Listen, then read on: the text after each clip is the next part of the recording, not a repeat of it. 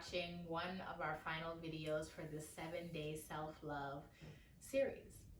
Let's talk about legs. How do we get the legs stretched? Outside of working out, outside of taking a full yoga class, how do we focus on this body part? Well, for one, let's start seated. Forward fold. Legs are long in front of you, and I want you to take your hands, lift your glutes out of the way, and find your sits bones. That way, shoulders are stacked over your hips. Pull the low belly in. Knees do not have to be locked and or touching the yoga mat, right? Especially if you're hyperextended. Let the legs relax. Hip distance, not glued together. Ankles flexed, toes up. Take a big breath in. And then lift yourself up an inch and go over the legs. Imagine that there was something here. So not just falling over, but creating an arch, like you're going over a wall or a fence.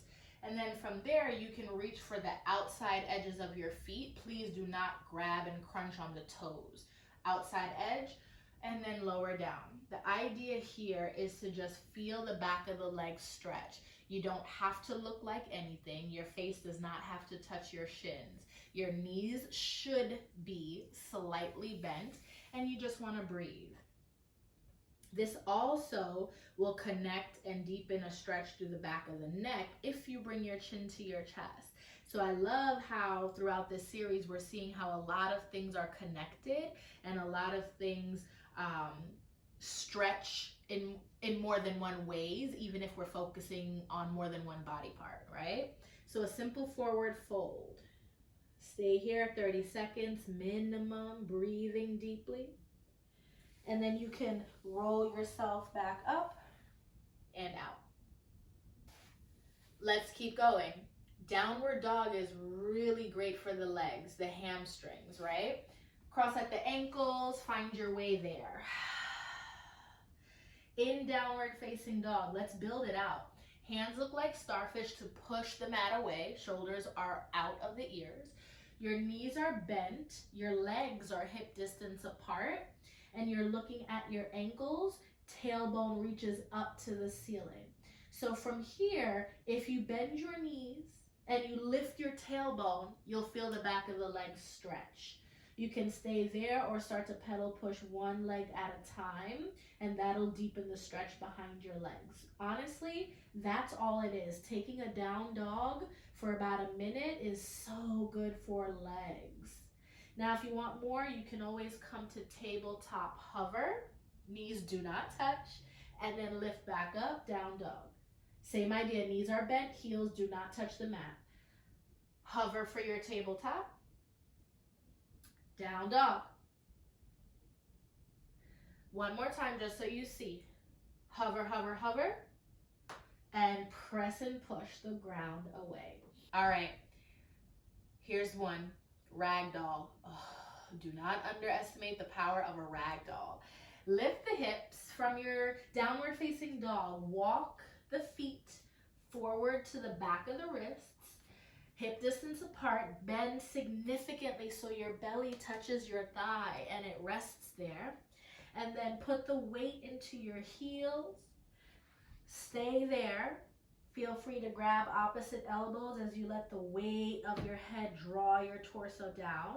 You can just keep the palms up. You can let them reach back and just hang out. The stretch here is that there's so much weight from the torso, side body, shoulders, head, and neck going forward that it's pulling and giving you a deep stretch back here. But only if your knees are bent, bent, bent. Legs are not straight here. If your legs are straight, you run the risk of pulling the attachment points of your hamstring. And trust me, that's not a good feeling. So bend deeply, bend generously. Take your ragdoll, breathing in. Breathing out.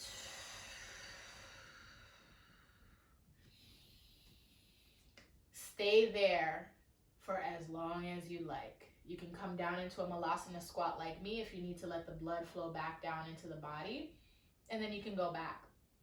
Taking that ragdoll is also really great to do first thing in the morning. Don't stay as long, right? It could be a 10-second ragdoll, but the sensation of blood rushing towards the head first thing when you wake up can really energize you, and you don't need to be there long. You would stay a little bit longer if it's something you're doing, to say like in the middle of your day. Okay, last stretch that I've got for your legs. Half split. I'm not sure who loves this shape, but I am sure that everyone needs it. So how do we get there? Down dog. Look forward, step your right foot in between your thumbs, back knee down. It's your low lunge, right? From here, your back toes are tucked and your hands are on the mat framing your right foot. Send your hips back. The right leg is gonna wanna straighten out. I'm gonna encourage you to keep it bent. Toes come up to your face. Keep your left butt cheek off of your left heel and let the torso melt forward any amount and bend your elbows. Maybe even bring your chin to your chest. Woo! To spice it up, to make sure we really are getting the deepest stretch available to us in our bodies, take your right thumb, put it into your hip crease and pull the right hip back. That's gonna fire you up. This is amazing for the legs. This is amazing for the hamstring. Probably doesn't feel like that at first, but afterwards it will, I promise. Full breath in and out. 30 seconds again, minimum in your stretches. Find a breathing pattern to keep you in the shape and to deepen it. To get out of it, you simply rock back forward. You can push to the top of the mat, forward fold, and here you can absolutely feel the difference in the legs. You can step the right leg back. Same idea. Frame the left foot, back toes tucked. Send the hips back. Left leg is slightly bent. Toes come up. Face goes down. Keep your right booty off of the heel. Left thumb pulls the left hip back just to square it out, giving you a little bit more electricity, and breathe.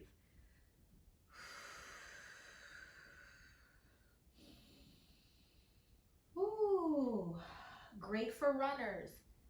Great for those who cycle daily. Oh, please take this hamstring stretch, half split.